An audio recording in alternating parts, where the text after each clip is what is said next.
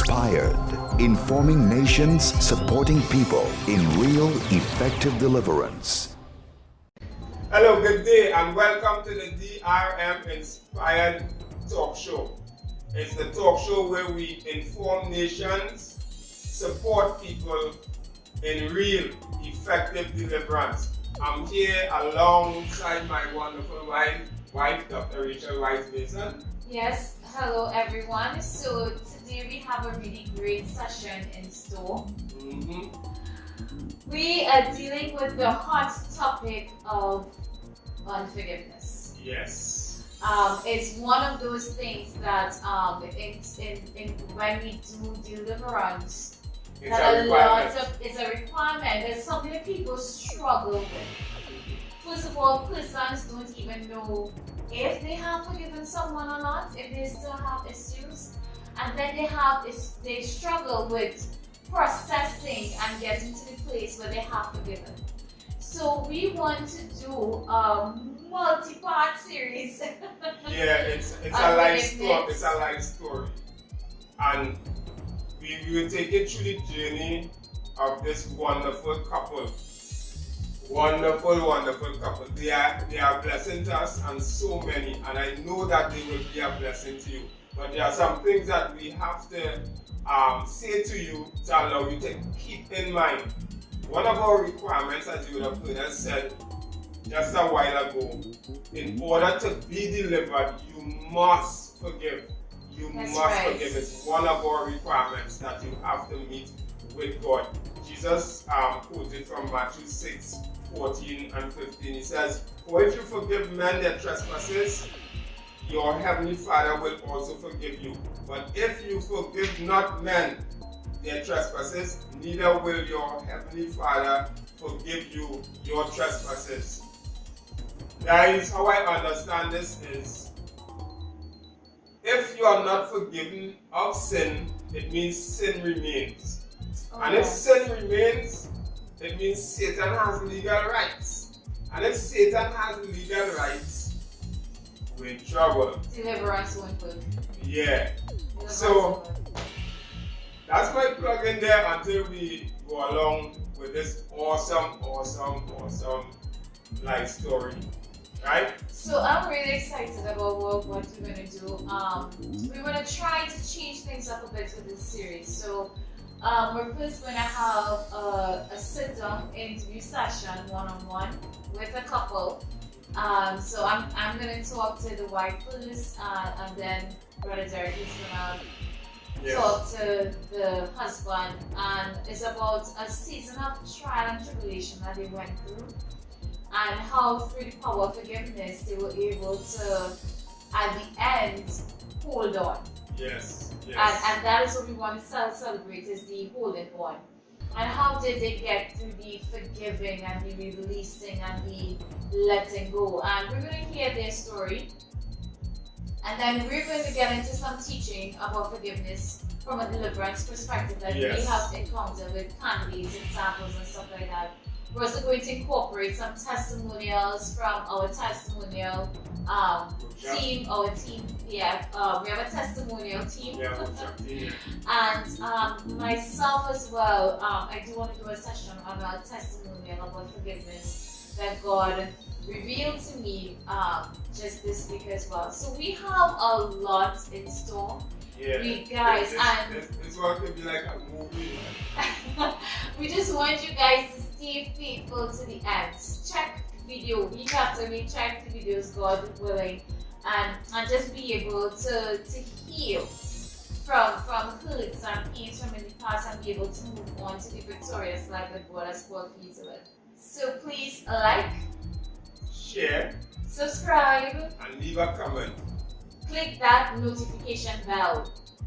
Be an online evangelist, and as my husband rightly said, please leave your comments. Let us know if we are making an impact, things you'd like to see, and if you connected with anything we said at all, or share your experience of what you went through in a process of forgiveness.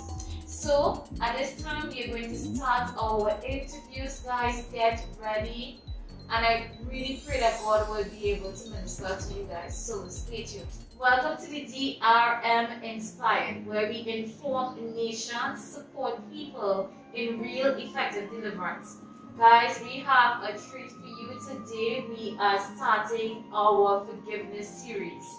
Now, we had mentioned before in the introduction that this series is going to start off with a testimonial from one of our beloved mommy and daddy, mom and pops of our ministry, the Ramkissoons. They have been with our ministry for the past 4 years. And they have, from the time they have reached, they have just automatically been like everyone in our teams, like go-to parents kind of thing. We love them, we appreciate them, and it's so glad that they'll be able and they're willing to share their story with us on their journey in their marriage.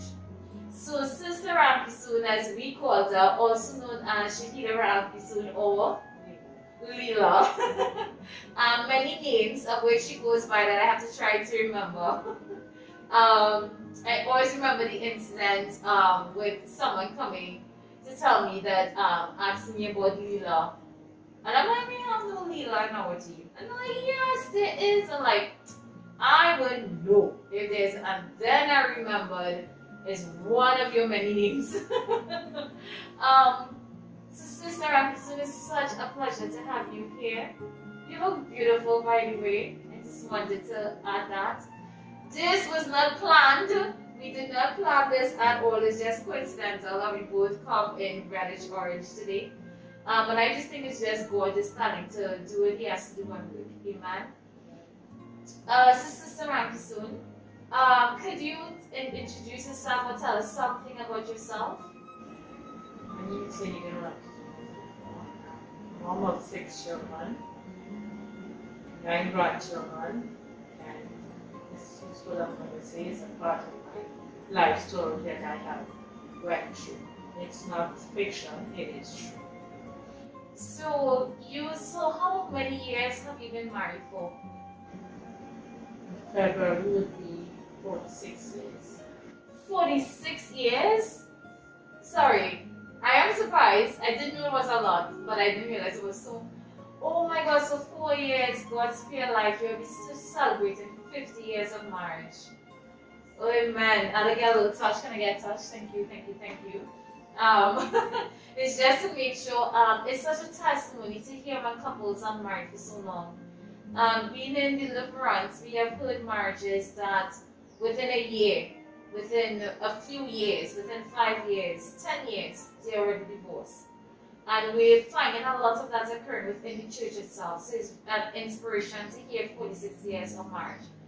And I think what may help others is knowing that it was not always as it is now. And that there were some trials, there were some tribulations that you all had to go through.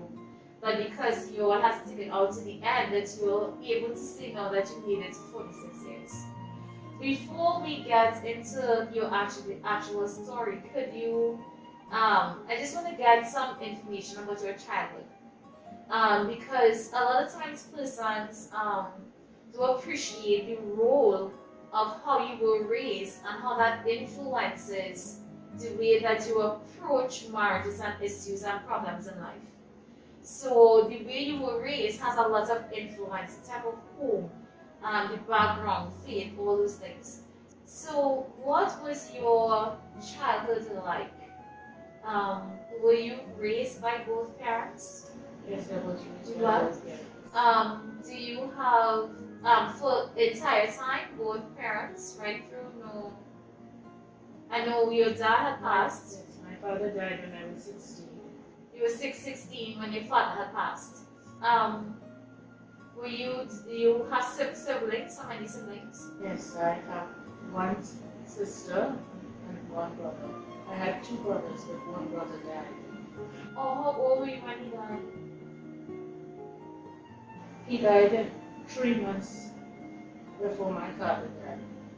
Oh no, so in a short space of time your family had to deal with the death of, how old was he? He was about 8 years. He was 8. Wow, that is a lot of tragedy in a short time. An 8-year-old and then a dad. Wow, 8-year-old brother and a dad. What is the faith background of your family? What was the foundation? Muslim. You were Muslim. Okay. When did you get saved?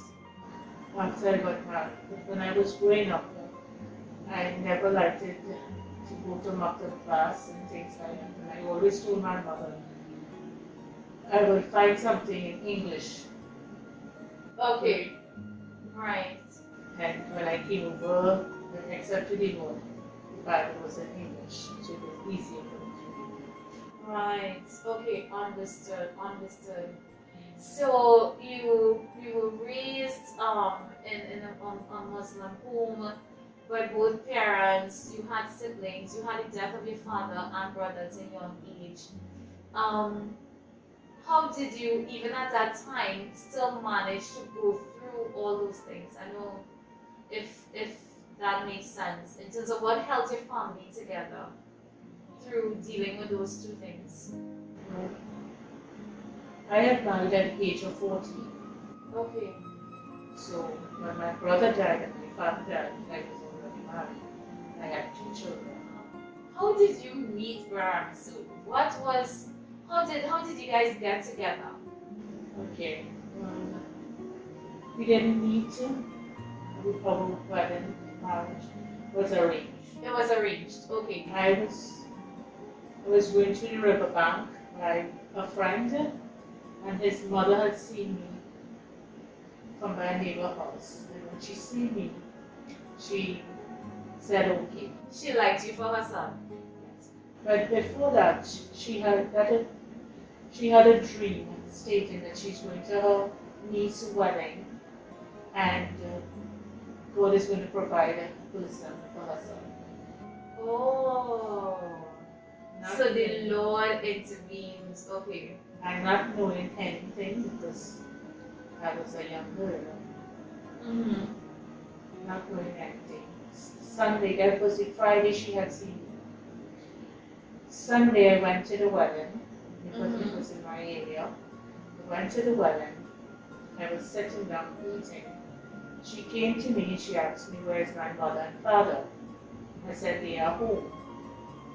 She said, when I finish, she would like to see me.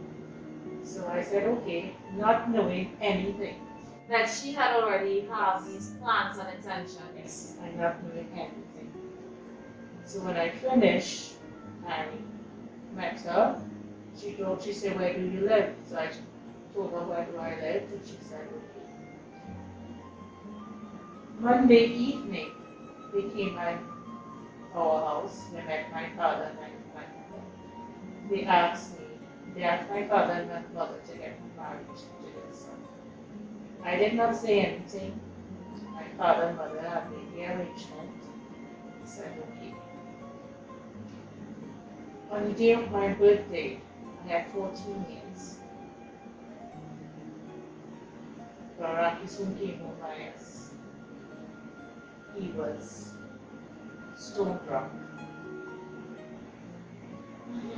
He came, he asked, we talk, I see who it is, but at that age, I really didn't have anything in my head of thinking about marriage or anything like that. My father then made all the arrangements and everything like that. He came, my mother cooked a duck and he sits and he eats and everything like that. When my father asked him, what do you say? He said, I'm sorry, my head is too nice. Permit me to come another day. Okay. So my father said, okay. And he came back another day. But I don't know, God was always with me. We were living had a bridge and we were living next to the bridge. And before Brother Ramkissoon comes, he comes with his brother car, he comes with his father car. Before he comes and enter that bridge, my spirit will tell me and I will leave everything I'm doing and I will move on. You go and meet him. No, I will go and hide. You will hide. Okay. Yes. Because I was innocent at that point in time. Right. So, but we got married after. We got engaged in February. In June, he had seen me. In August, we got engaged. And the next year, February, we got married. So you guys were seeing each other on and off during that time? He used to come. He would come and visit you. Yes. Did this before marriage, did it feel like there was love building up or affection building up, or was it just still platonic? No, it didn't have anything. Didn't have anything. No, because we would never sit like how we sit and talking. Never have that. Okay, okay. Because everything was arranged. It was arranged. Did you feel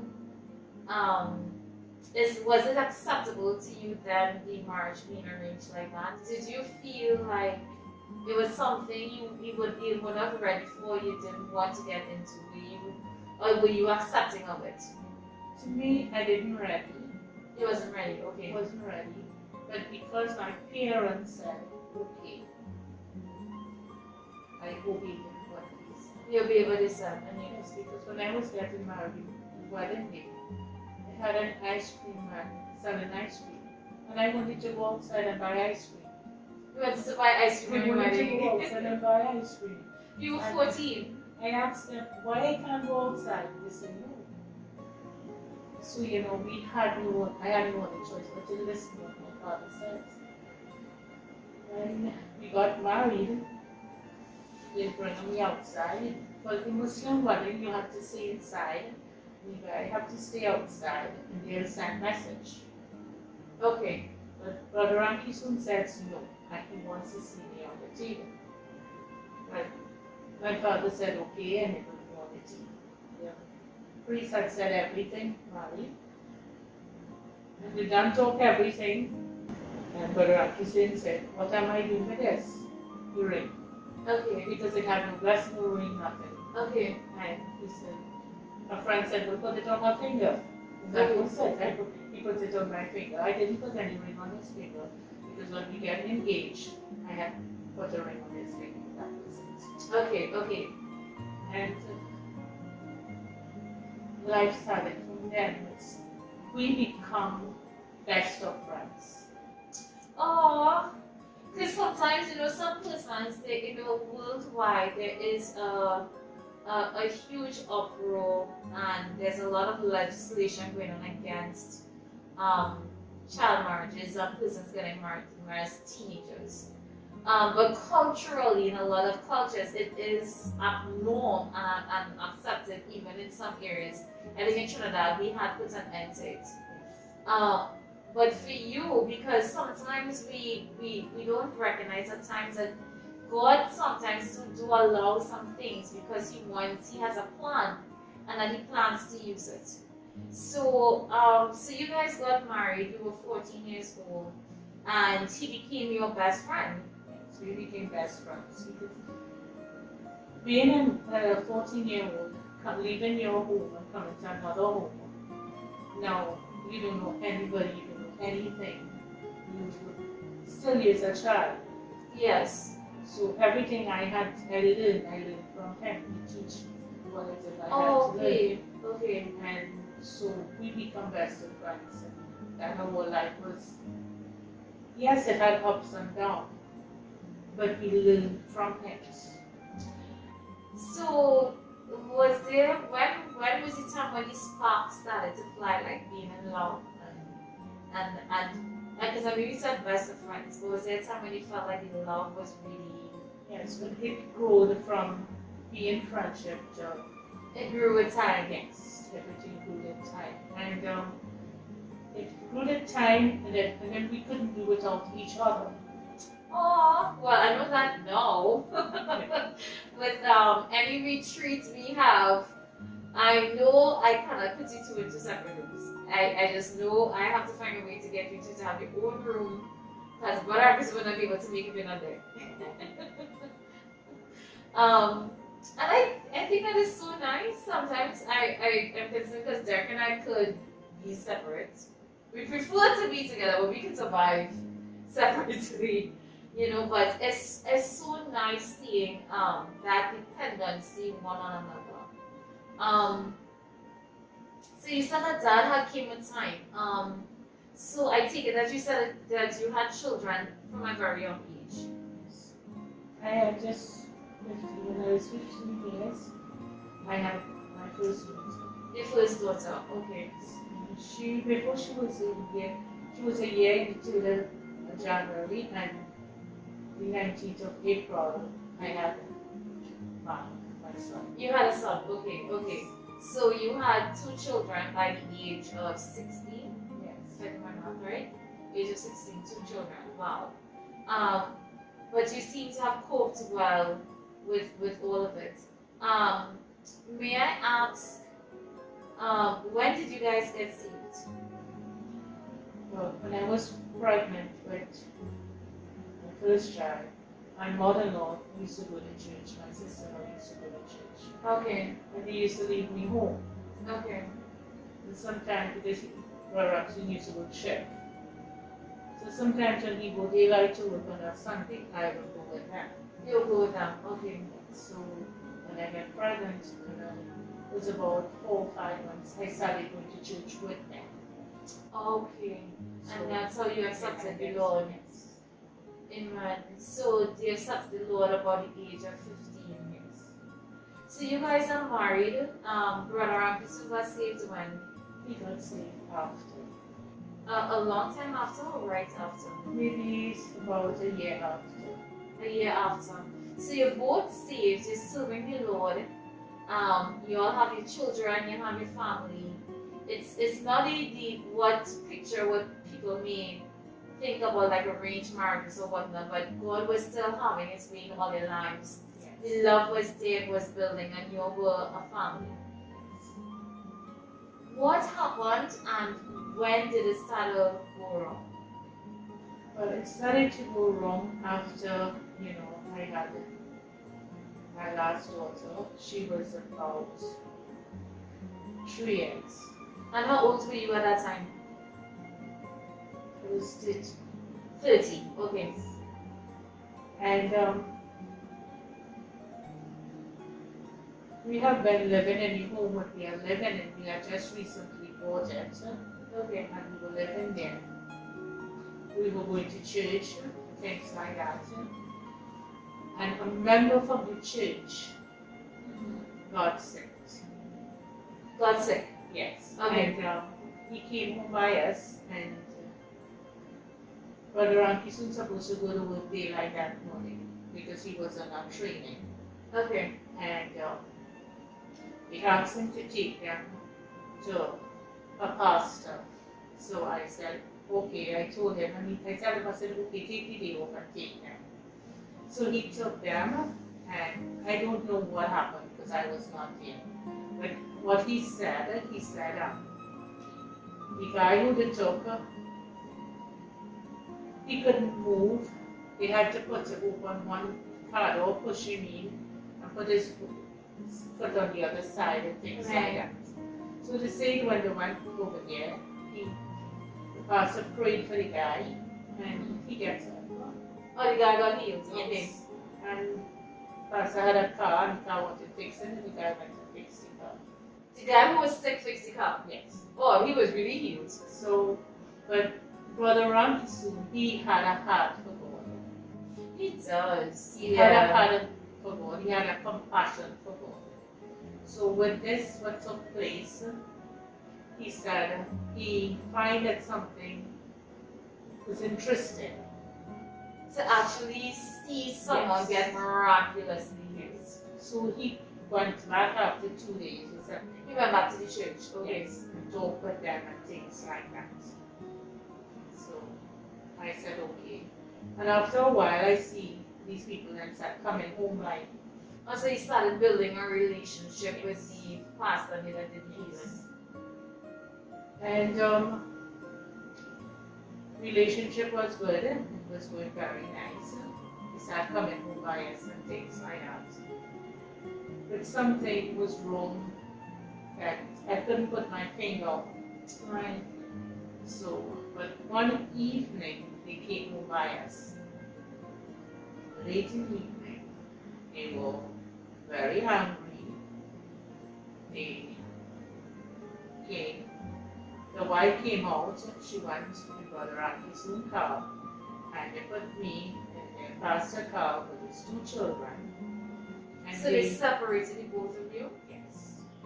And they went across to the church where we were going to. Okay. Because I don't know what happened, why I don't. And all I could have heard was the pastor wife was really getting on with the people from the church I used to go to. So, just to make sure I have it straight, so Ramkissoon goes to this church, see someone get miraculously healed, continued visiting them, they came across to you, they come to your home to visit, and then they pick you guys up to take you guys to your normal church, and they started attacking.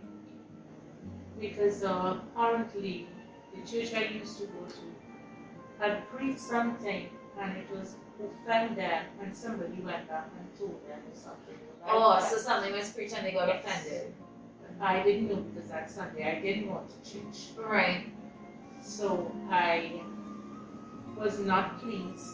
I was very, very That is very upsetting. Yes, it is. angry, and I started to cry. Especially if you don't know what they're taking you for, and then when you reach, you realize there's some confusion. I started to cry because I told myself, how am I going to face these people again? Yeah. Because my children, they were comfortable. They were in Sunday school. Yes. You guys And were the my big typical daughter, structure. She used to teach Sunday school. Oh wow. My son, he was in Sunday school, and he used to, when they have any program, anything like, he used to preach. Oh, okay, okay. And every one of them had a very good relationship, going very well in school. In church, everything like that. When I came back and I was crying, and I said I don't know how I'm going to face this, the pastor came out and insulted me. You're from your church or from the healing church? From the healing church, he insulted me. He said I would not be. The words that he said, it was not nice. Matter of fact, he cursed me in ways that I would be wrong. In the name of Jesus, we cast that down. So I didn't say anything. In the name of Jesus. I came home and Brother Ramkissoon begged me for him to pray for me. I was not pleased, but I left it. Okay. I came home and I really cried. He continued going across there. Okay. And now I could not go back to that church. You can go back to your old church because of the altercation. And Brother Ramkissoon would not take us. Okay. So we had no church to go to. It had 2 or 3 churches around, and I did not say, okay, I'm going here, I'm going there. We stayed home for a while, and I had a friend who started to go to she used to go to the New Testament church. Okay. So it is about 10 minutes from where I live. So we started to go, we walked, me and my family, my children. Sometime Brother Ramkissoon will go with us. To the New Testament church. Yes, Okay. sometime he will go. Things started from there, going haywire, because I could not control my home, because my finances, I had no part of it again. Okay, so we're gonna pause right here because we need to come back to find out what exactly happened with the church. What is it that caused such a disruption in your marriage for decades that you all had to deal with the church? So so guys, thank you so much for joining us. Don't forget to like, subscribe, click that notification bell, leave your comments. And we'll be right back with Sister Ramkissoon to continue her story on the trials, the tribulation, but the triumph that she had experienced in her marriage. Guys, stay tuned. Take care.